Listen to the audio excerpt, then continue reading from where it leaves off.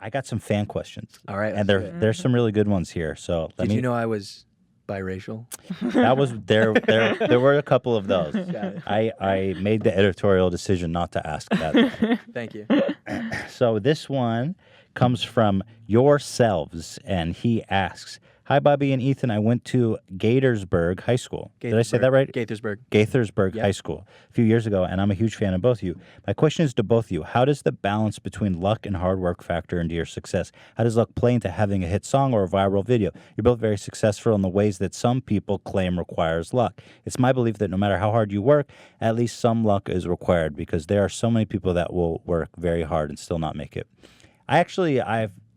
I've thought about this, and the truth is that there's always luck in success, but luck is the outcome of like resilience and dedication and hard work. The luck that I consider in my life was being born in America. Man. You know, the luck that I consider in my life is the happenstance of meeting Hila, of which all good things came in my life. At the Holocaust Museum. At the exactly. True fan alert. Nice. True fan.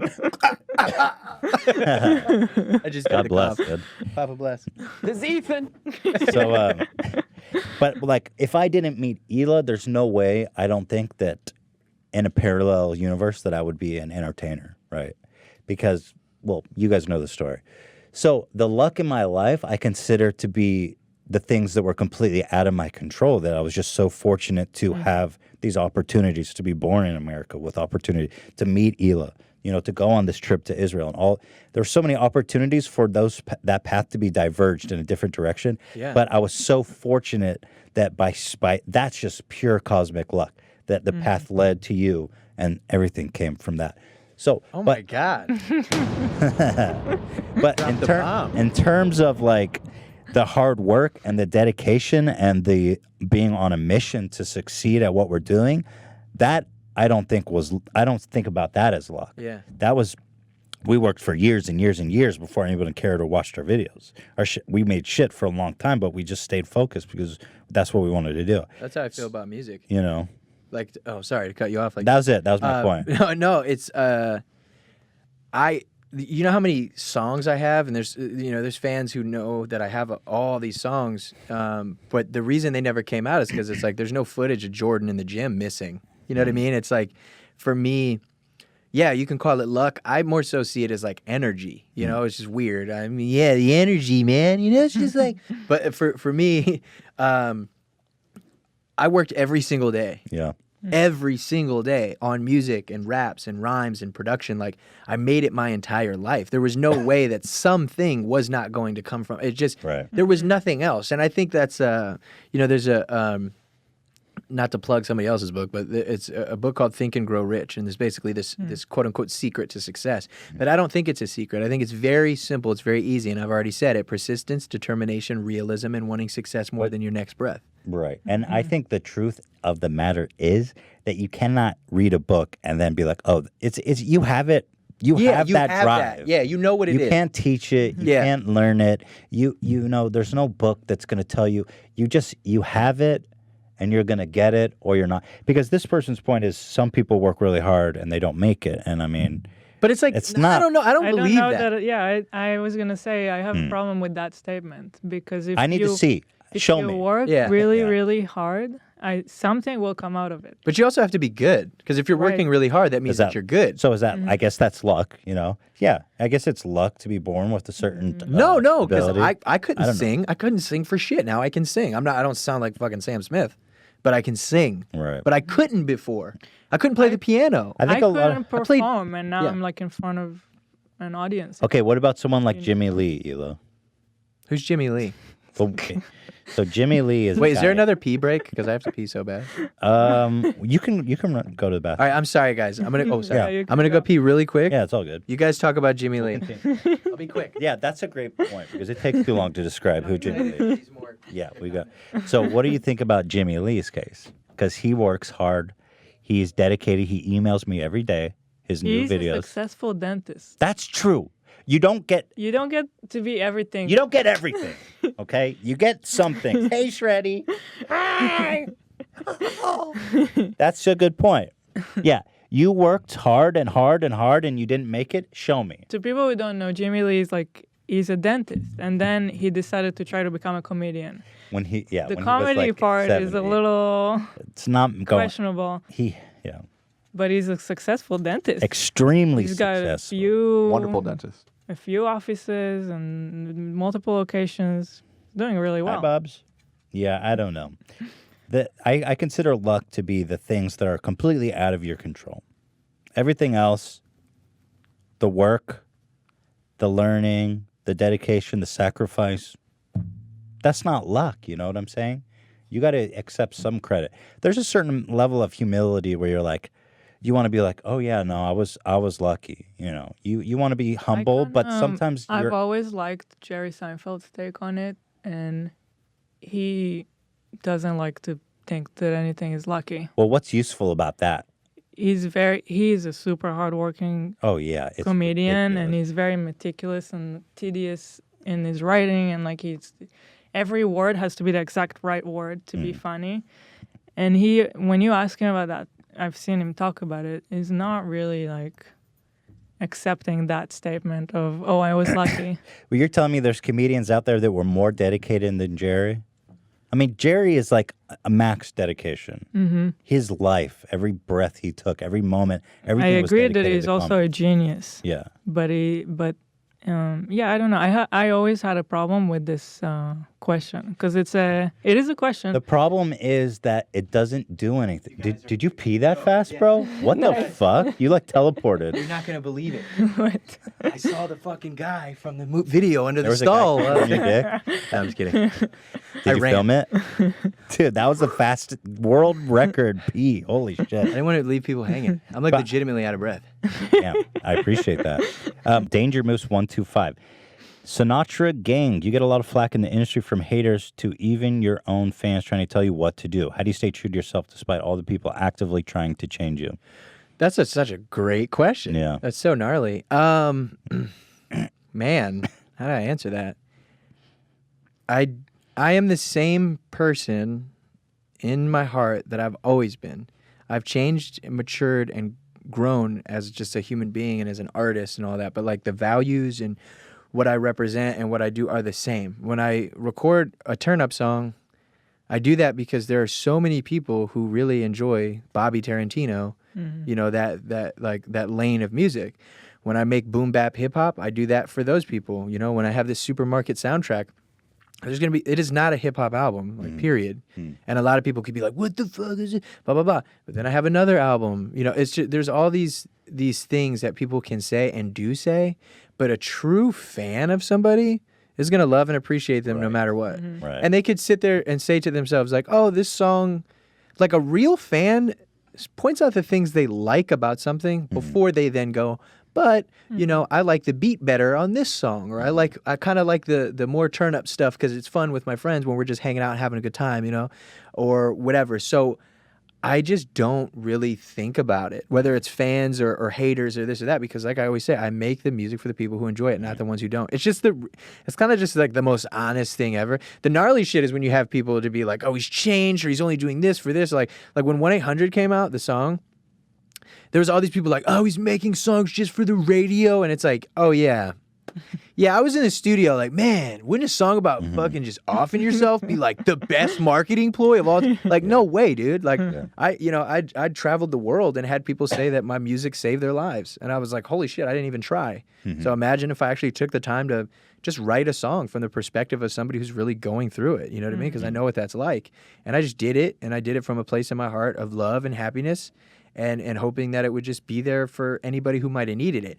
The gnarly part is, and this is just fact, there was a lot of celebrities, unfortunately, who took their lives in the span of it coming out. There was the whole 13 Reasons Why thing that was like, you know, popping. And there was just all these things. And like mental health, like I used to get made fun of for talking about mental health. Like just even a few years ago, I was in Pittsburgh and I was crying on stage because I was throwing up just before I hit the stage. I was so like messed up, and yet I'm being told like I just felt trapped. Like I had to do, 50 shows in a row, and I had to do this and XYZ, blah, blah, blah. And I was just honest with the crowd, and I broke down, not because I was all like fucked up. I broke down because I loved them so much, and I was like, I don't even want to be here right now. But you make me want to continue, and I love you guys. Shreddy. He's feeling me. Come on. And I love you guys, and you're why I do this, but even more important than you guys is me and my mental and physical health and being happy with myself. So, I've been there, and it wasn't a cool thing to do a song about suicide. That's not why I did it. That's not why I do anything that I do. You know what I mean? I don't do it just because it's cool. Like, even in my turn-up songs, like, yeah, sure. I'll be like, yeah, all these bitches want my dick and blah, blah, blah. But I'll be like, but can't fuck with no hoes. Need a good girl, though. Like, that's still who I am as a person. So when anybody ever tries to, like, tell me who I am or this or that, I just remember these are people who have never met me. Anybody who shakes my hand and I have a conversation with, they're like, oh, shit. Like, how do I introduce myself? Bobby. I'm Bobby. Hey, I'm Bobby. Like, when we sit down, we do shit like this. Okay, yeah, sure, I'm Logic. Yeah. But when I introduce, myself to your buddies helping make this show incredible, it's like I'm not like, yo, I'm fucking like these people don't know who the fuck I am. Mm-hmm. So I just remember that, and I remember like that's okay. Even the most diehard fan who like supports every little thing. Shredder, does he gotta pee? You want to go out? Even the most diehard fan who supports like every little thing that I do, they still don't fully know me. And it sucks on both ends because it's like I wish I could know every single fan. Mm-hmm. But long story short, I do not let it affect me. It used to, when somebody would be like, oh, why are you talking about Fortnite in a song? Like, why the fuck does it matter? Is that really what we're talking about here? Mm-hmm. What about all these other lines or all this and that and blah, blah, blah? I feel like it's the maturing process of every artist involves confronting that. Yeah. Mm-hmm. That challenge, people challenging who you are. And it's like you think you know who you are, but all of a sudden, all these people that don't know you are challenging who they think you are. Yeah. And there's a real crisis of identity that I think is only inevitable for most people to go through, where you really struggle with the concept of yourself and other people's concept of yourself. I know that's what I've been dealing with. But the biggest thing I talked to J. Cole about that when I was in it. This was like a while ago. This is when I decided to give up social media for the most part. And I was like talking to him, and I was like, man, all these people are saying all these things about me, whether it's like personal things or things I've gone through publicly with relationships or XYZ, and all these people thinking they know why X happened or this or why you suck or whatever. And he was like, why does it matter to you? And I was like, what do you mean? And he gave me this really sick tip. And basically you just kind of interview yourself. It's like you interview yourself. So this is what I did. This is how he had me do it. And I still do it. And you go, okay, I'm really upset that people think X about me, whatever it is. Why? Well, because I'm a good guy. Okay, cool. You're a good guy. You tell yourself you're a good guy. So why does it matter that they know you're a good guy? Well, because I want them to know I'm a good guy. I'm not this person that a TMZ tabloid has made me be. Yeah, but why does it matter? And I'm like, because. Yeah, but why do you want them to like you? Well, I guess because I want to be accepted. Well, why do you want to be accepted? Because it's human to be accepted. Okay, yeah, no, for sure. It's human. You want to be accepted by your friends and people who love you and care about you. But you want to be accepted? Why do you want to be accepted by the people who blatantly don't like you? Mm-hmm. Well, I don't know. Well, think about it. Well, I guess because if these people and these tastemakers and these blogs and these hip-hop, whatever, accept me, then it'll allow me to feel better about accepting myself. And then you just ask yourself these questions and get all the way down to it. And it's like, but I already accept myself. Mm-hmm. So fuck you. But it's easier said than done, dude. It really is, People hate J. Cole. I see a lot of shit that he gets, and it's like, what? Oh, I stole your bathroom key. Thank you. Yeah. We lose those a lot. I don't get that. I saw a tweet. I thought it was so great. He's like, people who hate J. Cole are just weirdos. Because people are just contrarian. They'll hate anyone. And it's just one of those situations where it's like, why the fuck? But it comes back to where we are right now. Like, there's a difference. Like, I've seen you guys rip people apart for entertainment as a joke, And I've also seen you do some very serious things, like as far as just like where you may stand politically or whatever. I fucking hate all that, but you know what I mean. Just like your take on like the world, and that's okay. But there's a difference between like that and being an entertainer and being on camera and knowing exactly what you're doing. And then just really trying to like hurt someone and tear them down, tear them apart. Yeah. And that's the thing is everybody wants to be famous. That's a real thing. I'm so excited for you guys to hear this album I'm working on. It's so gnarly, and it's about that. It's about fame and social media and where we are as a society and clicks and likes and not just from like the perspective of someone who's in the limelight, but somebody, you know, a 13-year-old girl in 8th grade who's like looking at these like Instagram models and saying, oh, well, this has more likes than your you know, plain Jane next door, so I got to look like this, or I have to alter my body. It's another thing, like even with like plastic surgery and shit, right? I'm like, hey, do whatever you want to do. You know, like do whatever you want to do to be happy. That's fine. You know, if a chick wants bigger boobs, or I don't know, if you know, a lady's in her 60s and doesn't like her neck flap, like okay, if that's something that's really bothering you for you personally, cool. Yeah. But what's really makes me sad is when both these men and women completely reconstruct their bodies not for them, but for how they are perceived by others. And that's sick, man. That's the shit that makes me sad. And so when people come to me and they're like, because they're like, oh, you know, they could say whatever to this girl, like, you know, your face is this or your ass is that or blah, blah, blah. People say that to me about my music. Oh, you rap like this here and you don't do this here and you don't do that. And that can make you want to change. And I've had to realize, like, no, I'm not going to change, because if I do if there's this people over here that are like, change all this about your album and then you'll be good. And then I change all that about my album and all those people go, everyone's mad. Yeah, but then they'll be like, you know, you might have these people that are like, that's pretty cool. That's pretty cool. That's pretty cool. But then you have your entire fan base that loves you that goes, why did you change? Those people will never be happy either. Exactly. But you'll never be happy if you want everyone. It's just, it's sick. No, it's sick. I know exactly what you mean, man. Yeah, man. Goddamn. Anyway, but I will say, you can do whatever you want with your body. I don't give a shit. No, but you're right. You got it's hard to know the difference between if you're doing it for yourself or for other people. But there's such a, like, I mean, you look at someone like Kim Kardashian, who is kind of ideal beauty these days or something, but her body is not realistically obtainable without plastic surgery. She's got a huge ass. She's got huge fake titties. She's got plastic surgery all over the place. It's fine for her. She makes it work. That's, you know, she's got a thing. But people look at that and they don't know that that's not natural. And they compare it to their own body. They're like, fuck, like, why don't I, you know, it's like, dude, that's not possible. That's literally, it's like when girls used to look through magazines at models and they would say, oh, well, that's not realistic because it's photoshopped. You got that in real life now. You got real life Photoshop bodies walking around. Yeah, no, it's pretty gnarly. It's hard to know, man. This is a super extreme, what I'm about to say, but you know, you have indigenous peoples all around the world who could do things like elongate their neck or, you know, cut into their body. And it's these things that seem, you know, sexy or attractive or whatever. So they are cutting their lips and their ears and all like the gnarliest shit. Now, you know, Beverly Hills 90210, like doctor, like there's a big difference. But it's funny how, in a way, it's like that you know, that's our society's version. Way of making ourselves more sexy or appealing. It's weird. Yeah. It's pretty gnarly. It is strange. But it's also cultural. Like, there's times, like now we're very much about the ass. That's what it's all about.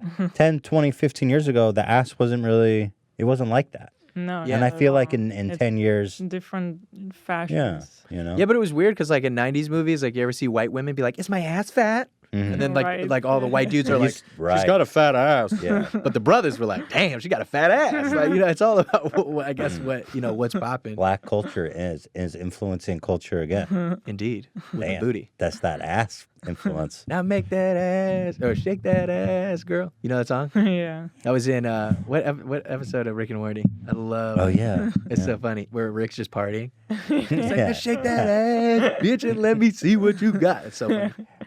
I always thought it was strange how girls were worried about their ass looking big, though. I mean, hey, man, I think women are beautiful. Seriously. Like, all colors, shapes, and sizes. They fine. A woman, to me, what's attractive is a woman who takes care of herself. That's it. That is the biggest thing. It's like, if she just takes care. It's not like you have to be this like insane athletic or XYZ. It's just like, yo, eat moderately okay and just exercise. Right. You care about we were yourself. talking about that recently. That's so much about what being attractive is. Last week. Yeah, just taking care of yourself. Yeah. That's it. You could be the most beat up looking, fucked up genetically, but if you look good and take care of yourself, somebody's going to want to fuck you. Yeah, that's true. For sure, dude. Definitely. More than, at any rate, from So does Shredder get the bitches? See dude, what Shredder, I no, did there? he doesn't. See what I did there? He is always snubbed. He fucks everything that moves, but I think girl dogs don't like the little guy. You just got to bring him over to my crib so he can hang out with Stony. Yeah. You know why my dog's name is Stony? Because every time I smoke weed, I say, I'm about to get Stony. Yeah, Nice. so I named her Stony. And does she always come running in when you call her name? Yeah, Stoner Stony. Beloner. I'm getting Stony. Stoner. This question comes from Peter Vainick, giant Logic fan, and when I was at his show last year in CT, there was a fight in the crowd, and he stopped the entire show mid-song to make sure everyone was safe, and had the girl getting attacked come backstage. I was just wondering, what's the craziest thing that's ever happened to you at a show?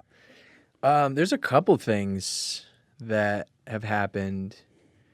I mean, one time this like really burly motherfucker jumped on stage and was like coming at me. Wow. He was just really drunk and excited, but like he literally, bro, you don't understand. Yeah, so Jordan and Pat, my security guards, I think it was in Canada, and like I wasn't looking. And that's another thing, when I perform, I'm never immersed in the music. And it's kind of sad, actually. Like, I'm always looking at people. Like, if somebody looks really suspicious, I'll go and I'll tell somebody, like, yo, this guy with the trench coat, like, what the fuck? Like, and like, legit. Like, and so, but that's just my upbringing, right? Like, I could never feel like I could just relax. And I understand that it's not only am I a target, but so are my fans. And I want everybody to feel comfortable. We're in a gnarly time. I mean, it's always been crazy, really. But anyway, so this dude like totally comes at me, and I think he was just trying to give me like a bear hug. I don't know why, but I didn't see him, and I was turned this way, and I was just chilling, like doing my little raps, whatever. And I see Pep, and he comes, and his eyes are wide, and he's like, "Move!" And I just like jump up on this like contraptment on stage, and the guy just misses me, and they just choke him the fuck out and do that. Yeah, that was one. One of the big ones that comes to mind is I was on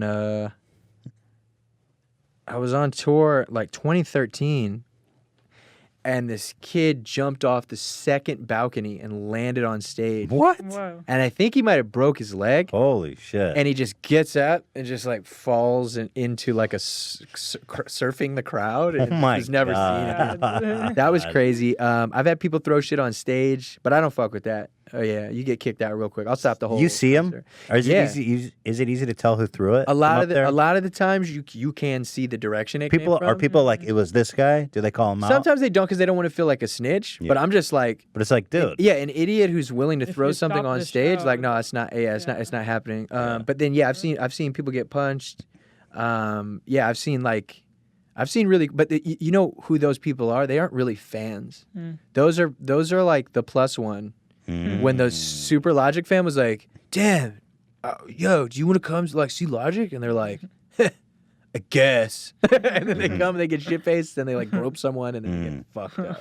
Yeah, but I don't play that. Oh, one time I was in Canada and this girl, she was like half drunk, and she walks up and she just starts flicking me off as she's walking to her seat. Like, she's just like, fuck. Why are you here? Fuck you. So I stopped the whole show, and I'm like, why are you flicking me off? What the fuck is wrong with you? And she's like, oh shit. And she like starts hiding behind somebody. I was like, no, you're really just gonna flip me off like that? Like, are you fucking serious? And she's like, yeah, fuck you, blah, blah, blah.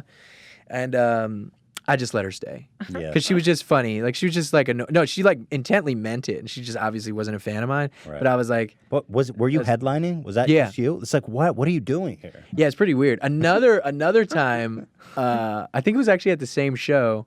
This is what's really gnarly. When like acts of God stop you from doing something and people get mad at you. So like, it was raining in Toronto. Yeah. Like, insane. There's lightning, and I'm like, I'm ready to go on and do the show, but the cops are like, no, you are legally not allowed to do this. And then I was on Twitter like, damn, this sucks. Like, and I'm seeing comments, and one of them's like, Oh, Shredder. One of them's like, Logic, you're such a fucking piece of shit. You're really gonna, I've been waiting out here for you, right. blah, blah, blah. Fuck you. Like, and they really meant it. And then like, I went back and I've seen like tweets where they're like, I love you, man. And you're great. And they're just so torn. And I went out on stage and I was like, because I looked for him. And I sent people into the crowd to look for this kid. Because I was going to be like, fuck you, and kick him out. Like, why would you say it? Like, straight up? And so I started the show, and I'm doing that, and I'm all like, yeah, peace, love, and positivity, except that one kid who was like, fuck you, and fuck your mom, and blah, blah, blah, and all this other shit. And I was like, you're an asshole. Yeah. And that was it, yeah. But it's probably just, love that. Yeah, probably. That's the thing. You give them attention, they love it. I'm just not a big fan of bullying, man. Like it's like I don't like people who are just mean and nasty and negative towards one another. I don't think it's fair. I don't think it's kind. And I won't take it for myself, and I won't take it for anybody else that I see being taken advantage of or treated harshly.